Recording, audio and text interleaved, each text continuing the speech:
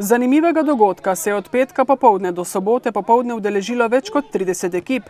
Prireditelji so izpeljali tudi zaključek junior lige za najmlajše nogometne nadobudneže. Hkrati pa so poskrbeli tudi za pester zabavni spored, ki pa so ga dobre 3 ure pred koncem zaradi slabega vremena morali prekiniti. A prireditev je vseeno dosegla svoj namen. Organizacijsko smo zelo zadovoljni s prireditvijo, saj nam je uspelo v 24 urah zbrati kar preko 30 ekip, nastopilo je preko 300 nogometašev. Poleg že tradicionalno uspešnega trebanjskega rokometa pa se čedalje več otrok zanima tudi za nogomet.